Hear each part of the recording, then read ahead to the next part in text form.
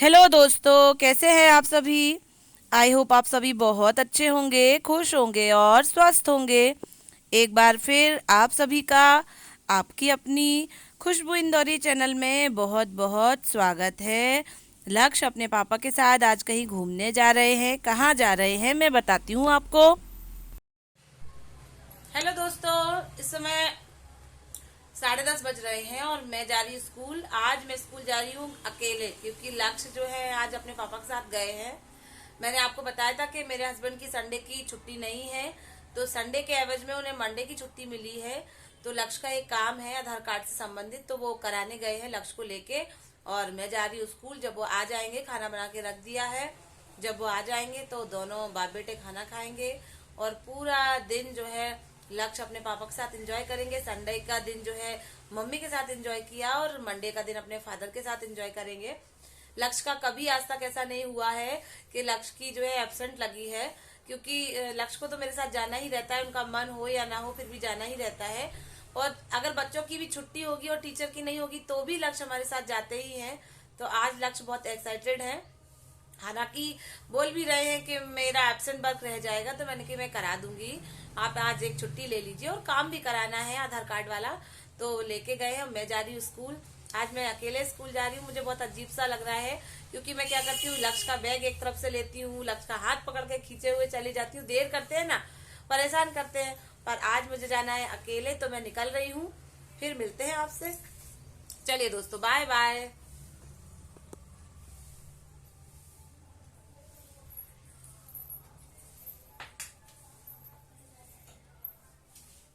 Guys, ये मेरे next day का ब्लॉग है, नाग पंचमी वाले दिन का ब्लॉग है। मैं नाग पंचमी पर नागों की पूजा कर रही हूँ। आप देख रहे होंगे कि मैं बाहर फूलों से छोटी सी रंगोली बना रही हूँ दोनों तरफ, और दोनों तरफ ही मैं काले रंग से नाग बना रही हूँ। नाग मैंने बनाए हुए हैं। नाग जो है 10 नाग बनाए जाते हैं और 10ओं के नाम होते हैं। कुछ के नाम तो मुझे याद है, तक्षक, पदम, महापदम। मुझे मेरी फ्रेंड विनीता ने 10ओं नागों के नाम लिखकर दिए थे और उन्हें बोला था कि उनके नाम लेके आज तुम्हें पूजा करनी है। तो मैं बिल्कुल वैसा ही कर रही हूँ। नाग जो है हमारे मायके में बनाए जाते हैं, फिर उन्हें पूजा करी जाती है उनकी। और उस दिन जो है कड़ी दाल चावल वाला खाना बनता है। और मेरे जो ससुराल है वहाँ पर मीठी पूड़ी और घुघरी बनती है और खीर बनती है, सारा कुछ बनाया जाता है। तो मैं पूड़ियाँ और खीर ही बना रही हूँ आज के दिन का प्रसाद। फिर से सावन तीज के बाद से फिर मैं आज खीर पूड़ी का ही भोग लगा रही हूँ। पहले मैं नाग बनाकर उनकी पूजा कर देती हूँ और उनको दूध चढ़ा देती हूँ। उसके बाद फिर अपना भोजन जो होगा वो बनाऊंगी और भोग लगाऊंगी भगवान को। क्या आपके यहाँ भी इसी तरीके से नाग बना के पूजा की जाती है? प्लीज़ कमेंट बॉक्स में कमेंट करके बताइएगा। और हमारे इंदौर में घरों घरों में आज जो है दाल बाटी का भोजन बनता है, दाल बाफले बनते हैं। कहते हैं कि तवा नहीं चढ़ाया जाता है। देश देश की रीत होती है दोस्तों, कहीं कुछ होता है, कहीं कुछ माना जाता है। तो हम भी जैसा हमसे बनता है हम उतना करते जाते हैं और अपना कर्म करते जाते हैं। और जो अपना स्कूल का काम है, ऑफिस का काम है, वो सारा कुछ भी निपटाते जाते हैं। बाहर नाग देवता की पूजा मैंने कर ली है। अब मैं अंदर अपने मंदिर की पूजा कर रही हूँ। अब मंदिर को मैंने अच्छे से फूलों से सजाया है और अब मैं उनकी पूजा करूँगी। उसके बाद फिर अपना जो भी भोजन वगैरह आज के दिन का बनता है उसकी तैयारी करूँगी, और साथ ही साथ फिर स्कूल का भी देखना करना पड़ेगा।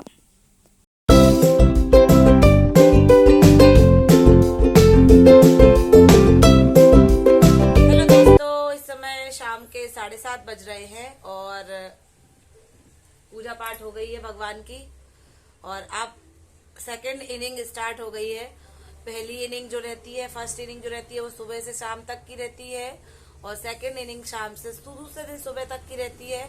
तो मेरी दिनचर्या की जो सेकंड इनिंग है वो स्टार्ट हो गई है। पूजा पाठ शाम की हो गई है। अब मैं कर रही हूँ क्या, कड़ी बनाने जा रही हूँ। आज मेरे हस्बैंड को कड़ी खानी है और मुझे भी खानी है, क्योंकि ऐसा है कि क्या बनाए, रोज रोज क्या बनाए, कुछ समझ में नहीं आता, दाल चावल सब्जी रोटी। तो आज पता क्या हुआ, एक ऐसा मन में मैं सोच रही थी सुबह कि शाम को आज कढ़ी बनाएंगे। और मेरे हस्बैंड जो है जब टिफिन लेने आए किचन में और कुछ बात करने आए, बाय बोलने आए, तो बोले कि खुशबू आज ऐसा करो कढ़ी बना लो। तो मुझे इतना आश्चर्य हुआ कि देखो भगवान भी जोड़ियां बड़े सोच समझ के बनाता है।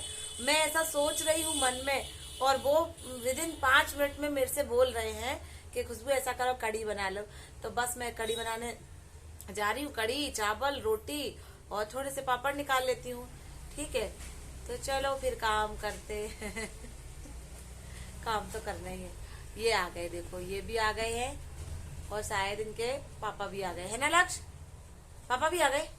हाँ। अरे वाह, हाय बोल दो। हाय। मैं अभी एक फूल निकाल लिया, इसका नाम है रिंग्स। इसमें तो मम्मा खिलौना भी निकलता है। पर खिलौना खाने वाला नहीं है, बस रिंग्स खाना, खिलौने मत खाना। हाँ। ये आ गए देखो। वो आ गए। ये आ गए, काला बाबा बन के आ गए।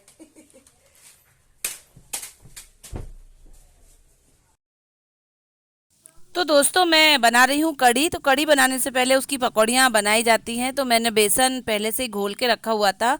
मैं जल्दी जल्दी पकौड़ियाँ निकालती जाती हूँ और अब तो हस्बैंड भी आ चुके हैं और रिमझिम बारिश भी हो रही है, तो फटाफट जल्दी से खाना भी बनाना है। वैसे मोस्टली ऐसा होता है कि लक्ष्य के पापा आते हैं और मेरा खाना बन के तैयार ही रहता है। मोस्ट कभी कभी ही ऐसा होता होगा कि मैं देर कर देती होंगी। साथ ही दोस्तों मुझे एक बात आपसे पूछनी थी कि क्या ऐसा होता है, मैंने ऐसा सुना है हमारे यहाँ ससुराल में या मायके में कभी ऐसा होता नहीं है और ना ही मैंने कभी सुना था। कहते हैं कि सावन के महीने में कढ़ी नहीं बनाई जाती है। तो प्लीज़ मुझे बताइएगा कि क्या ऐसा होता है और मुझे ऐसा करना चाहिए कि नहीं करना चाहिए। प्लीज़ बताइएगा कि कढ़ी क्यों नहीं बनाते हैं और अब मैं आगे से बनाऊँ या ना बनाऊँ, आप ज़रूर बताइएगा। अगर कोई ऐसा कारण होगा, वाजिब कारण होगा जिससे अपने परिवार पे कोई दिक्कत हो या कोई परेशानी हो, तो मैं ऐसा कभी नहीं करूँगी। मैं क्या कोई गलती कर बैठी हूँ? मुझे ऐसा किसी ने बताया था कि कढ़ी सावन में बनाते नहीं हैं। तो बताइएगा कि क्यों नहीं बनाते हैं। आप देख रहे होंगे पकौड़ियाँ भी बन गई हैं और पापड़ भी सेक लिए हैं। अब बस कढ़ी बघारनी है और एक तरफ चावल चढ़ा दूंगी मैं और रोटियाँ सेकती जाऊंगी जल्दी जल्दी। 2 लोगों का खाना है, मैं आधे घंटे में पूरा खाना बना के तैयार कर देती हूँ। चाहे वो दाल चावल सब्जी रोटी हो, चाहे और भी कोई खाना हो। अब तो हैबिट पड़ चुकी है दोस्तों। जब नई शादी हुई थी तब खाना बनाने में बहुत डर लगता था और मैं बहुत टाइम लेती थी उस समय जब मैं लखनऊ में थी, और बहुत गलतियां होती थी स्टार्टिंग में। कहीं कोई चीज़ टूट जाती थी, कहीं कोई चीज़ जल जाती थी और स्टार्टिंग में थोड़ा सा रहता भी है, सभी के साथ ऐसा होता है। लेकिन अब उस चीज़ के हम हैबिचुअल हो गए हैं तो सारा कुछ जल्दी जल्दी हो जाता है और कहीं कोई जलती नहीं है कोई चीज़, नहीं कोई चीज़ टूटती फूटती है। बाई चांस ही कभी किसी के साथ ऐसा होता हुआ होगा, क्योंकि अब तो हैबिट पड़ जाती है सब चीज़ों की, जल्दी जल्दी काम करने की। अब मुझे भी 8 साल हो गए हैं, वही काम रोज़ सुबह शाम रोज़ सुबह शाम करना ही है। तो फिर जल्दी हो भी जाता है और टेस्टी भी हो जाता है। जैसे अब हम आजकल के बच्चों से बोलते हैं या वो जब बनाते हैं तो वो बहुत खुश होते हैं कि बहुत टेस्टी बना है। लेकिन अब क्या होता है कि अपन इतने हैबिचुअल हो जाते हैं उस चीज़ की बनाने के लिए, उसका मेजरमेंट, उसकी जो चीज़ें रहती हैं डालने की, तो वो इतनी प्रॉपर डलेंगी कि वो आपकी जो भी आपने डिश बनाई है वो अच्छी बनेगी ही बनेगी, क्योंकि आप हैबिट पड़ चुकी है।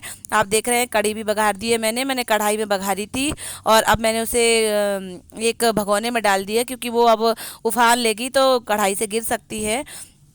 मैं आटा भी लगा लेती हूँ और खाना बनके मोस्टली तैयार हो जाएगा। साथ ही साथियों, आपने किसी ने भी कमेंट बॉक्स में कमेंट करके ये नहीं बताया कि रक्षाबंधन की क्या तैयारी हो रही है।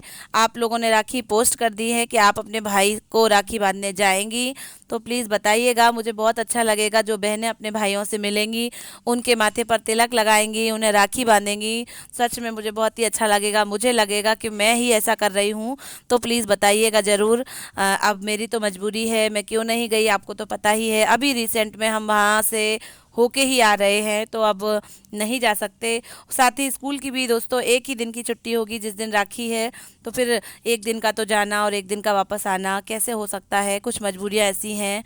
अब तो जो है शादी के बाद इतनी जिम्मेदारी और इतनी मजबूरियां जो हैं हो जाती हैं कि हम अपनी जितनी भी ख्वाहिशें हैं उन्हें दबा कर ही रह जाते हैं। हालांकि पिछले 7-8 साल से मैंने अपने भाई को अपने हाथों से राखी नहीं बांधी है। कैसा इत्तेफाक है कि शादी के पहले तो हर एक रक्षाबंधन अच्छे से मनाया है, लेकिन शादी के बाद एक भी रक्षाबंधन ऐसा नहीं गया कि मैंने राखी बांध ली हो। लेकिन ईश्वर को जो मंजूर होता है, ऊपर वाले को जैसा अच्छा लगता है वो वैसा ही करता है। हम उसके हाथ के एक निमित्त मात्र हैं और कुछ नहीं है। तो बस जैसा भगवान चाहेंगे वैसा ही होगा। ईश्वर करे कि मेरी शुभकामनाएं रूपी राखी जो है मेरे भाइयों को जल्दी मिल जाए और वो अपने हाथों पे रक्षाबंधन वाले दिन बांधे और मुझे बहुत खुशी हो। साथ ही साथ दोस्तों मोस्टली खाना जो है बन के तैयार हो चुका है। अब हम लोग खाने का आनंद लेंगे, रात के डिनर का आनंद लेंगे और आप सभी से विदा लेंगे। अपनी वाणी को यहीं विराम देते हुए अपने ब्लॉग को यहीं एंड करती हूँ। साथ ही इस आशा के साथ कि आप मेरे वीडियो को लाइक करेंगे, शेयर करेंगे, सब्सक्राइब करेंगे और अपनी खुशबू इंदौरी को अप्रिशिएट करते रहेंगे, जुड़े रहेंगे। थैंक यू दोस्तों, बाय बाय। आइए आप भी खाना खा लीजिए।